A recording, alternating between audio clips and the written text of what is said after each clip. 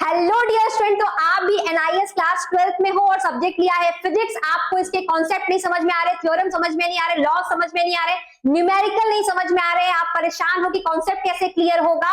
तो dear student, distance scholar ने launch किया है मंथन बैच, जहां पर आपको एक्सपर्ट फैकल्टी पढ़ाएगी फिजिक्स बिल्कुल आसान भाषा में, जिसको पढ़ने से आप एग्जामिनेशन में तो अच्छा करोगे ही करोगे, साथ में आने वाले जितने कॉम्पिटिटिव एग्जामिनेशन है वहां भी फोड़ कर आओगे। तो मंथन बैच के सब्सक्रिप्शन को लेने के लिए आप प्ले स्टोर से हमारे ऐप को, डिस्टेंस स्कॉलर ऐप को डाउनलोड कर सकते हैं और जाकर के ऐप पर सब्सक्रिप्शन परचेस कर सकते हैं। लेकिन डिस्टेंस स्कॉलर ने बहुत सारे या तमाम चैप्टर्स के लेक्चर वीडियोस को अपने YouTube पे भी ला दिया है, यानी कि आप इस YouTube पे भी फ्री में पढ़ सकते हो फिजिक्स के कॉन्सेप्ट को हमारे एक्सपर्ट फैकल्टी के साथ। Hello everyone, this is Shiv, your physics mentor. Welcome to your YouTube channel Distance Scholar. So students, आज के सेशन में हम बात कर रहे हैं अगले चैप्टर आपका जो कि है electric charge and electric fields, और आज के इस सेशन में हम उन सभी टॉपिक्स को डिस्कस कर रहे हैं जो आपके एनआईएस के प्रीवियस ईयर क्वेश्चन से रिलेटेड है और जो आए भी हुए हैं आपके एग्जामिनेशन में। तो वो सभी टॉपिक्स बहुत ही इंटरेस्टिंग तरीके से आज हम समझेंगे, उसके कॉन्सेप्ट को समझेंगे और कैसे क्वेश्चंस आते हैं, न्यूमेरिकल्स कैसे सॉल्व होंगे, उन सब चीजों पे भी आज के इस सेशन में हम बात करने वाले हैं। चलिए फटाफट से शुरू करते हैं। पहला टॉपिक आपका है इलेक्ट्रोस्टैटिक्स या इलेक्ट्रिक चार्ज क्या होता है। इलेक्ट्रिक चार्ज पे एक क्वेश्चन आता है, किस फॉर्मूले पे आता है अभी मैं उसको आपको बता रहा हूं। उससे पहले आप समझिए इलेक्ट्रोस्टैटिक्स क्या है। तो इलेक्ट्रोस्टैटिक्स बेसिकली एक ब्रांच है फिजिक्स की, एक ऐसी ब्रांच है जो डील करती है इलेक्ट्रिक चार्जेस को रेस्ट पे, यानी कि जब चार्ज हमारे रेस्ट में होंगे तो जो उनकी स्टडी होगी, जो उनपे फॉर्मुलेशन होगा, जो उनपे फोर्स या फील्ड हम स्टडी करेंगे, वो किसके अंतर्गत स्टडी करेंगे, इलेक्ट्रोस्टैटिक्स के अंतर में। अब यहां पे एक कॉन्सेप्ट आता है कि व्हाट इज चार्ज या व्हाट इज इलेक्ट्रिक चार्ज। तो देखिए इलेक्ट्रिक चार्ज या चार्ज किसी भी मैटर की एक इंट्रिंसिक या फंडामेंटल प्रॉपर्टी होती है। सिंपल सी बात है, सबकी अपनी अपनी प्रॉपर्टी है। तो वैसे इलेक्ट्रिक चार्ज हर एक मैटर का एक फंडामेंटल प्रॉपर्टी है जो दूसरे मैटर पे फोर्स ऑफ अट्रैक्शन या रिपल्शन क्रिएट करता है, राइट। यानी कि अगर आप इसको डिफाइन करें तो it is defined as the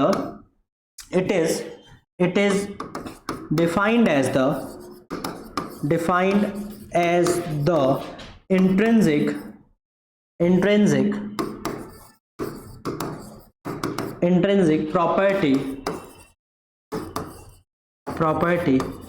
of matter which experiences force of attraction or repulsion to other matter particles, right. यानी कि इलेक्ट्रिक चार्ज एक इंट्रिंसिक प्रॉपर्टी है जो दूसरे मैटर पे, अब यहां दूसरा मैटर का मतलब कि दूसरे ऑब्जेक्ट पे फोर्स ऑफ अट्रैक्शन या रिपल्शन लगा सकता है।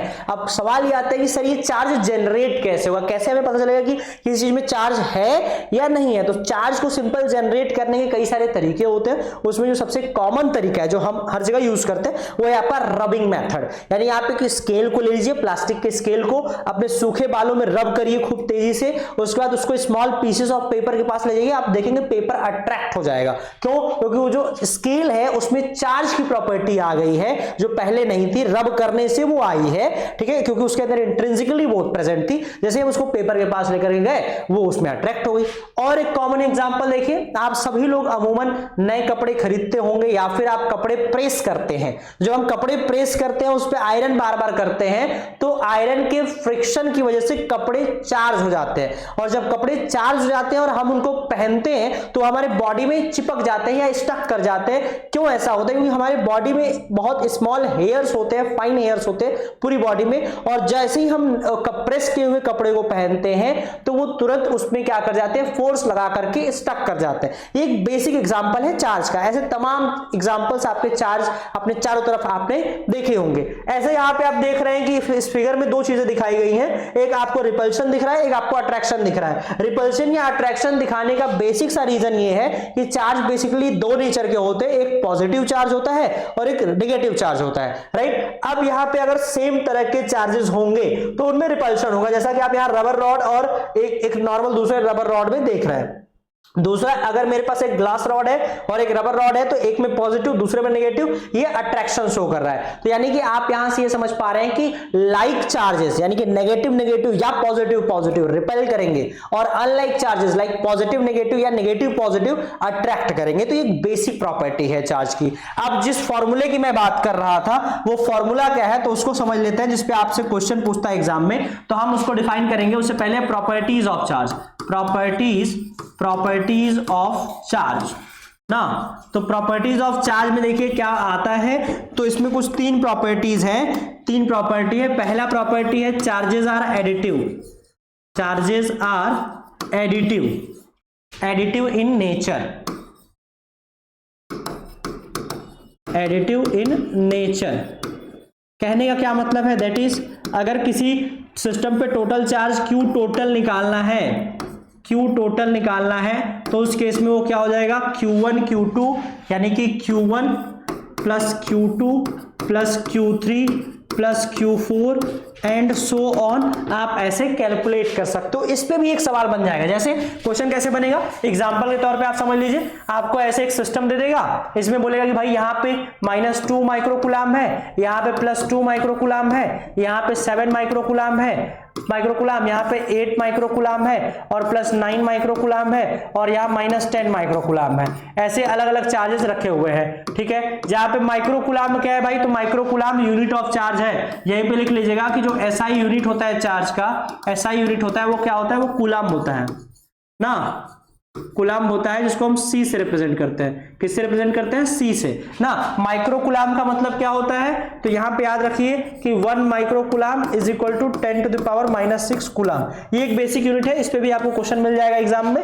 अब इसको समझ लीजिए, जो क्वेश्चन मैंने यहाँ पे लिखा हुआ है, इसमें टोटल चार्ज अगर हम यहाँ फॉर्मूले से निकालें तो Q टोटल कितना हो जाएगा, यहीं पे एक छोटा सा एग्जांपल आपका हो जाएगा, ठीक है, साइन के साथ -2, उसके बाद है +2, उसके बाद है +7 प्लस उसके बाद है 8 प्लस उसके बाद है 9 माइनस उसके साथ है 10।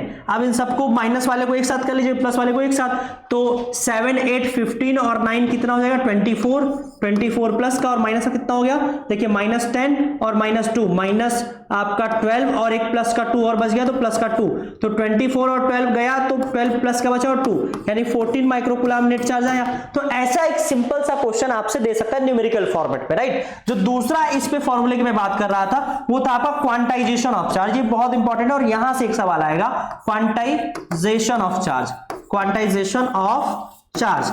इसमें क्या है, इसमें यही कहा गया है कि जो चार्जेस होते हैं वो चार्जेस क्वांटाइज्ड होते हैं, यानी जब हम उसको एक बॉडी से दूसरे बॉडी में ट्रांसफर करेंगे तो उसमें जो टोटल चार्ज होगा वो हमेशा इलेक्ट्रॉन के इंटीजर में ट्रांसफर होगा, यानी 1 इलेक्ट्रॉन 2 इलेक्ट्रॉन 3 इलेक्ट्रॉन 4 इलेक्ट्रॉन ऐसे ट्रांसफर होंगे। तो जो इसका फॉर्मूला है, जिसपे मैं बार बार कह रहा हूं कि आप इस फॉर्मूले को जरूर ध्यान दीजिएगा, Q is equal to NE।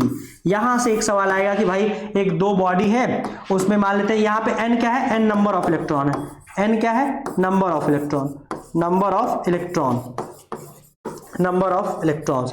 E क्या है, चार्ज, E क्या है, चार्ज। चार्ज कितना होता है 1.6 इंटू 10⁻⁻19 कूलम ना। Q क्या है, total charge transfer, total charge transfer, total charge transfer. तो इस पे आपको एक क्वेश्चन मिल जाएगा, राइट। तो ये बेसिक कॉन्सेप्ट हुआ अबाउट चार्ज। अब इसी चार्ज के बेसिक कॉन्सेप्ट पे एक बात आती है, भाई दो चार्जेस आपस में कितना फोर्स लगाएंगे। भाई दो चार्ज अगर पास में रखे हुए हैं, या तो अट्रैक्ट करेंगे या तो रिपेल करेंगे, तो कितना फोर्स लगाएंगे। तो उस कॉन्सेप्ट पे आप पढ़ते हो कूलम्ब्स लॉ को। यहां से एक न्यूमेरिकल लॉ में आपको मिल जाएगा कि जो इलेक्ट्रिकल फोर्स होता है दो चार्जेस के बीच में, Q1 और Q2 के बीच में। तो मैं अगर फिगर वाइज आपको बताऊं तो जैसे मान लेता हूं कि मेरे पास दो चार्जेस हैं जो कुछ डिस्टेंस पर रखे हैं। ये पहला चार्ज है Q1 और एक ये दूसरा चार्ज है Q2 और इनके बीच का डिस्टेंस है R। तो अब इन दोनों में टोटल कितना फोर्स लग रहा है और वो फोर्स अट्रैक्शन है या रिपल्शन है, इसको कूलम्ब्स ने दिया था। और इस पे न्यूमेरिकल भी आते हैं, तो इस पे जो फॉर्मूला बनेगा वो फॉर्मूला क्या होगा उसको समझिए। यहाँ पे लिखा भी हुआ है कि place the distance is directly proportional to their product, यानी कि आप सिंपल ऐसे समझ लीजिए F प्रोपोर्शनल होता है Q1 और Q2 के, यानी कि कितना फोर्स उन दोनों चार्ज में लग रहा है वो उन दोनों चार्ज के मैग्नीट्यूड के डायरेक्टली प्रोपोर्शनल होता है और साथ ही साथ उसके डिस्टेंस इसके इनवर्सली प्रोपोर्शनल होता है, यानी 1/r²। तो यहां से आ जाएगा F is equals to K Q1 Q2/r²। K जहां पे कांस्टेंट है, प्रोपोर्शनैलिटी कांस्टेंट है। जब आप प्रोपोर्शनैलिटी कांस्टेंट की वैल्यू रखेंगे तो K की वैल्यू होती है 1/4 पाई एप्सिलॉन नॉट, जिसकी वैल्यू होती है 9 × 10⁹। यूनिट क्या होगा इसका? न्यूटन मीटर स्क्वायर पर कूलम्ब स्क्वायर, राइट। अब इसकी वैल्यू अगर यहां रख दूं तो F इज इक्वल टू कितना हो गया? 1/4 pi epsilon naught Q1 Q2/r²। ये रहा आपका फॉर्मूला जिसपे आपसे क्वेश्चन पूछेगा। जहां पे एप्सिलॉन नॉट क्या होता है भाई? तो एप्सिलॉन नॉट की एक अलग वैल्यू होती है 8.85 × 10⁻⁻12 कूलम्ब स्क्वायर पर न्यूटन मीटर स्क्वायर, जहां पे इसको बोलते हैं परमिटिविटी ऑफ फ्री स्पेस ना। यानी कि अगर दो चार्ज के बीच में कितना फोर्स लग रहा है ये निकालना है, तो आप सिंपल क्या कर सकते हो? F is equals to 1/4 pi epsilon naught Q1 Q2/r²। जैसे मान लेते हैं एक सपोज कि एक चार्ज आपको 2 माइक्रोकूलम दिया है, दूसरा चार्ज आपको 3 माइक्रोकूलम दिया है। तो आप सॉल्व कैसे करोगे? तो समझ लो फटाक से कि अगर मान लेते हैं Q1 बराबर आपका 2 माइक्रोकूलम है और Q2 बराबर आपका 3 माइक्रोकूलम है, और जो डिस्टेंस R है वो आपका मान लेते हैं 10 मीटर है या 10 सेंटीमीटर है ना। फटाक से देखो, एक क्योंकि इस पे क्वेश्चन आते हैं इसलिए मैं आपको बता रहा हूं तरीका कैसे सॉल्व करना है। तो आप सिंपल F बराबर क्या करोगे? F बराबर 9 × 10⁹ इंटू इसके बाद क्या होगा 2 इंटू इसके बाद क्या होगा 3, और माइक्रोकूलम को कूलम में बदलोगे तो 10⁻⁻6 इसका -6 इसका -12 यहां लिख लोगे अपॉन में r²। तो डिस्टेंस कितना है? 10 सेंटीमीटर। तो 10 × 10 दो बार r² का मतलब 10 × 10 कर दिया। इसके बाद मीटर को सेंटीमीटर को मीटर में बदलेंगे 10⁻⁴। समझ लो इधर 10⁻⁴। अब सिंपल कैलकुलेशन करना है और कुछ नहीं करना है। तो यहां से क्या हो जाएगा भाई? F कितना आ जाएगा? देखो 9 2 18 3 54 ये हो गया। अब बाकी पावर देख लो तो 10⁻⁹ और -9 -12 -3, और यहां से देखो ये दोनों पावर कटेंगे तो यहां 10⁻⁻2 बचेगा। तो ये -2 ऊपर जाएगा तो +2 जाएगा, तो 9 और +2 11, यानी 10⁻⁻1 बचेगा। इसको मैं लिख सकता हूं F is equal to 5.4 newton. ऐसे न्यूमेरिकल सॉल्व करना है, एकदम सिंपल। मैंने एक एग्जांपल बता दिया, अगर क्वेश्चन एग्जाम में आता है तो इसी पैटर्न पे सॉल्व कर लेंगे। आपका 5 मार्क्स का जो न्यूमेरिकल होगा या 3 मार्क्स का जो न्यूमेरिकल होगा एकदम आसानी से सॉल्व हो जाएगा, राइट। तो ये था आपका कूलम्ब्स लॉ, जहां से न्यूमेरिकल बनेगा और कैसे बनेगा, क्या फॉर्मूला है, ये भी मैंने आपको बता दिया। इसके बाद देखिए आगे है बेसिक। इसके बाद हमें पढ़ना है इलेक्ट्रिक फील्ड का कॉन्सेप्ट, यानी कि इलेक्ट्रिक फील्ड क्या होता है। अभी हमने फोर्स समझा है, दूसरा मोस्ट इंपॉर्टेंट कॉन्सेप्ट है, यहां से एक क्वेश्चन आपको मिलेगा इलेक्ट्रिक फील्ड से। तो इलेक्ट्रिक फील्ड क्या है भाई?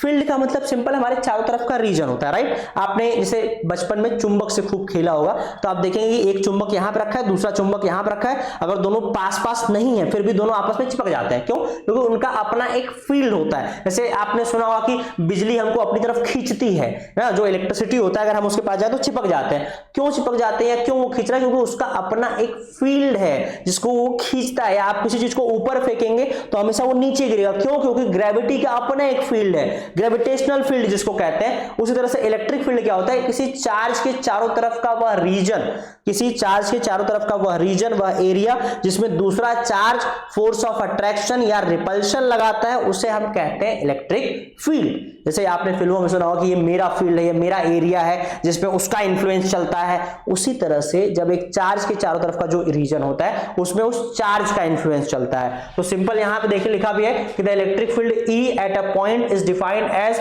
Electric force F experienced by a positive test charge Q0 placed at that point divided by the magnitude of test charge. यानी कि मैथमेटिकली हम लिख रहे हैं electric field E is equals to F by Q0, यानी कि किसी एक चार्ज की वजह से जो इलेक्ट्रिक फील्ड होगा, किसी एक चार्ज का जो इलेक्ट्रिक फील्ड होगा वो उस चार्ज पे कितना फोर्स कोई टेस्ट चार्ज लगा रहा है उसी के रेशियो के, यानी कि F/Q0 कर देंगे तो आपका इलेक्ट्रिक फील्ड आ जाएगा, राइट। अब इसको इसी चीज को मैंने अभी जो पीछे कूलम्ब्स लॉ बताया था वहां से एक फॉर्मूला डिराइव करते हैं। मान लेते हैं कि हमारे पास कोई एक कैपिटल चार्ज Q है ना, इस कैपिटल चार्ज Q का हमें फील्ड निकालना है भाई। मैं थोड़ा डायग्राम से बताता हूं। ऐसे मान लो कि यहां पे मेरे पास एक कैपिटल चार्ज Q है और इस चार्ज Q से किसी डिस्टेंस R पे इलेक्ट्रिक फील्ड कितना होगा, यही बात हमें निकालनी है। किसी डिस्टेंस R पे इलेक्ट्रिक फील्ड कितना होगा ये हमें निकालना है। तो मैंने यहाँ पे एक टेस्ट चार्ज Q नॉट रख दिया। तो अब इलेक्ट्रिक फील्ड का डेफिनेशन ये है, तो कूलम्ब्स लॉ अगर हम यूज करेंगे तो अभी हमने लिखा था कूलम्ब्स लॉ, देखो यहाँ पे कि F is to K Q1 Q2 by R square था। तो सेम चीज अगर हम यहाँ पे अप्लाई करते हैं तो आपका क्या आ जाएगा, F is to Q naught upon 4 pi epsilon naught R square, ये फॉर्मूला बनेगा, राइट। इसके बाद अगर मुझे सेम चीज में इलेक्ट्रिक फील्ड चाहिए तो इलेक्ट्रिक फील्ड क्या हो जाएगा, electric field F by Q not, यानी कि Q naught upon 4 pi epsilon naught R square into Q not से Q नॉट कट गया। तो E इज इक्वल टू कितना आ गया भाई, E is equal to 4 pi epsilon naught R square. ये formula हुआ आपका electric field due to charge का, यानी किसी एक चार्ज की वजह से कितना इलेक्ट्रिक फील्ड होगा, तो E is equal to Q upon 4 pi epsilon naught R square. अच्छा, इलेक्ट्रिक फील्ड को रिप्रेजेंट कैसे करेंगे, तो पॉजिटिव चार्ज के लिए जो इलेक्ट्रिक फील्ड होता है वो अवे फ्रॉम चार्ज होता है, यानी चार्ज से दूर होता है। नेगेटिव चार्ज के लिए टुवर्ड्स द चार्ज होता है, जैसे कि आप यहां फिगर में देख पा रहे हो। पॉजिटिव चार्ज के लिए अवे फ्रॉम चार्ज, नेगेटिव के लिए टुवर्ड्स द चार्ज, यानी पॉजिटिव का ये रिप्रेजेंटेशन है, नेगेटिव का। एग्जाम में इलेक्ट्रिक फील्ड लाइंस बनाने को आता है, पॉजिटिव चार्ज के लिए, नेगेटिव चार्ज के लिए, डाइपोल के लिए। तो बनाने का तरीका एकदम सिंपल है, आप पॉजिटिव चार्ज के लिए फील्ड लाइन दूर दिखा दोगे, नेगेटिव चार्ज के लिए उनके करीब लेके चले आओगे। पॉजिटिव नेगेटिव दोनों है तो पॉजिटिव से निकलेगा नेगेटिव पे जाएगा, पॉजिटिव से निकलेगा नेगेटिव पे जाएगा। ये सारी चीजें आपको मिल जाएंगी आराम से एकदम एक्सप्लेनेशन के साथ में। आगे देखते हैं, एक अगला टॉपिक आपका है electric dipole, electric field due to dipole, यानी कि एक डाइपोल की वजह से इलेक्ट्रिक फील्ड कितनी होगी। तो उससे पहले मैं आपको छोटा सा एक कॉन्सेप्ट देता हूं कि भाई डाइपोल क्या होता है। तो डाइपोल क्या होता है, तो जब दो चार्जेस, एक नेगेटिव और एक पॉजिटिव अगर किसी डिस्टेंस r पे सेपरेटेड हो, तो वो जो सिस्टम बनता है उसे हम डाइपोल कहते हैं। यानी कि ये जो सिस्टम हमारा बन रहा है, यहां पे डिस्टेंस 2r कर लीजिएगा ना, क्योंकि सेंटर से ये डिस्टेंस r होगा और सेंटर से ये डिस्टेंस r होगा। तो अगर हमारे पास एक सिस्टम है जिसमें दो इक्वल अपोजिट चार्ज एक फिक्स डिस्टेंस पे सेपरेटेड है, तो उसको हम डाइपोल कहते हैं। जैसे कि यहां पे आप देख रहे हो, if two equal and opposite charges separated by small distance, system is said to be dipole, right. तो ये तो हमारा डाइपोल बना। इसके बाद एक कॉन्सेप्ट आता है dipole moment.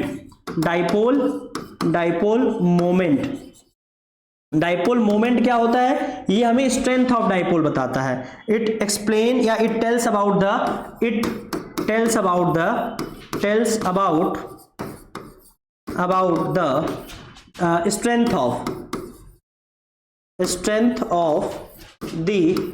strength of the dipole, right. यानी कि एक डाइपोल कितना स्ट्रांग हो सकता है, एक डाइपोल कितना स्ट्रांग है, उस चीज को बताने के लिए किसका यूज किया जाता है, डाइपोल मोमेंट का। और इसकी वैल्यू कितनी होती है, तो डाइपोल मोमेंट को हम P से रिप्रेजेंट करते हैं, जो कि एक वेक्टर क्वांटिटी होती है, और ये होता है 2ql। Dipole moment charge into length होता है, और ये क्या है, एक वेक्टर क्वांटिटी है। क्या है, एक वेक्टर क्वांटिटी है, इसका डायरेक्शन क्या होगा, from negative to positive charge, यानी from negative to positive charge की तरफ इसका डायरेक्शन होगा। तो यहां पे पॉजिटिव चार्ज बना लीजिए, पॉजिटिव चार्ज। अब एक छोटा सा डेरिवेशन मैं आपको बता देता हूं, जो आपके एग्जाम में जहां से क्वेश्चन आता है ना, उस डेरिवेशन को जरा ध्यान से समझिएगा। क्वेश्चन क्या कहता है कि आपको इलेक्ट्रिक फील्ड निकालना है एक डाइपोल की वजह से, तो उसमें दो लाइन होता है, एक आपका होता है एक्सियल लाइन का मतलब कि डाइपोल के एक्सिस के अलावा, तो ये नेगेटिव ये पॉजिटिव, इसी एक्सिस पे इधर की डायरेक्शन में किसी पॉइंट P पे, जो कि इस सेंटर से r डिस्टेंस पे है भाई, और ये डिस्टेंस कितना है, ये डिस्टेंस L है, ये भी डिस्टेंस L है। तो इतने दूर पे इलेक्ट्रिक फील्ड की वैल्यू क्या होगी इस पॉइंट P पे, यही हमें निकालना होता है इस डेरिवेशन में। तो सिंपल सा डेरिवेशन समझिए कि हम क्या करेंगे, यहां पे इस पॉजिटिव चार्ज की वजह से यहां इलेक्ट्रिक फील्ड लिखेंगे, इस नेगेटिव चार्ज की वजह से वहां इलेक्ट्रिक फील्ड लिखेंगे, दोनों का सम कर देंगे, हमारा आंसर आ जाएगा। एग्जाम में आपसे यहां पे डेरिवेशन भी पूछा जा सकता है, राइट। तो सिंपल डेरिवेशन करना कुछ नहीं है, मैं यहां पे आपको थोड़ा सा एक्सप्लेन कर दे रहा हूं। देखिए, पॉजिटिव चार्ज की वजह से जो फील्ड आएगा वो इस डायरेक्शन में आगे की तरफ जाएगा, पॉजिटिव चार्ज की वजह से ना, जिसको हम ई पॉजिटिव कहेंगे, यानी कि ये आपका ई पॉजिटिव चार्ज की वजह से आएगा। और नेगेटिव चार्ज अपनी तरफ खींचता है तो नेगेटिव चार्ज की वजह से फील्ड इधर आएगा, ई नेगेटिव इधर होगा, ये ई माइनस क्यू की वजह से होगा ना। तो अगर मैं net electric field at point P लिख रहा हूं कि net electric field at point P कितना होगा ना, तो देखिए ये हम एक्सियल वाला डिस्कस कर रहे हैं, यहां पे एक पॉइंट लगा लीजिएगा, axial line. Axial line, axial line के लिए E एट P बराबर E due to positive plus E due to negative, यानी कि E due to positive charge, E due to positive charge plus Q plus E due to minus Q। तो जब आप E due to E at point P लिखेंगे तो आप plus Q की वजह से अगर लिखते हैं तो ये आपका आएगा Q अपॉन में 4 पाई एप्सिलॉन नॉट और R या फिर आप हाँ R माइनस L का whole square, R minus L का होल स्क्वायर और माइनस Q अपॉन में 4 पाई एप्सिलॉन नॉट और R प्लस L का होल स्क्वायर। तो जब आप इसको सॉल्व करेंगे तो जो E की वैल्यू आती है E एक्सियल वो आपको मिल जाएगी डाइपोल मोमेंट के साथ 2p अपॉन में 4 पाई एप्सिलॉन नॉट और R square minus L square का होल स्क्वायर। ये है आपका फॉर्मूला जहां पे एग्जाम में आपसे क्वेश्चन पूछा जाता है, राइट। तो ये फॉर्मूला जरूर याद रखिए। बाकी इसके आगे equatorial line of dipole, torque on dipole, Gauss theorem, ये सभी इंटरेस्टिंग टॉपिक्स के लिए आप हमारे ऐप पे रजिस्टर करिए, वहां पे आपको एक कंप्लीट लेक्चर मिल जाएगा विथ पीडीएफ नोट्स, सारी चीजें प्रॉपर तरीके से कंटेंट आपको अवेलेबल हो जाएगा। टिल देन आप इस वीडियो को एक बार जरूर से पूरा कॉन्सेप्ट समझ लीजिएगा और प्रीवियस ईयर क्वेश्चंस को भी देखिए, वहां पे जितने भी टॉपिक्स डिस्कस की जा रही हैं सब कुछ आपके प्रीवियस ईयर क्वेश्चन पे ही है। Till then thank you and have a nice